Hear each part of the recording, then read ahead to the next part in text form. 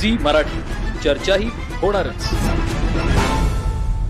श्रीमंती अण्णासाहेब पाटील हायस्कूल नांद्रे इथं लोकशाहीर अण्णाभाऊ साठे यांची जयंती व लोकमान्य बाळ गंगाधर टिळक यांची पुण्यतिथी साजरी करण्यात आली.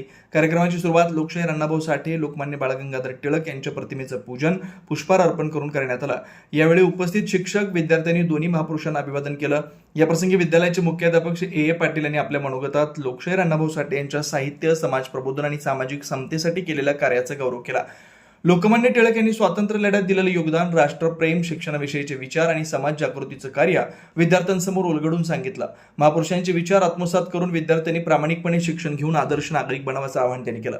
कार्यक्रमात इयत्ता 7वीचे विद्यार्थी व विद्यार्थिनींनी लोकशाहीर अण्णाभाऊ साठे आणि लोकमान्य बाळ गंगाधर टिळक यांच्या जीवन कार्यावर आधारित मनोगत प्रभावीपणे व्यक्त केली.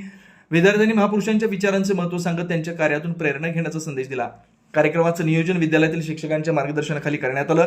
कार्यक्रमाच्या शेवटी गोमटेश पाटील यांनी उपस्थितांचे आभार मानले.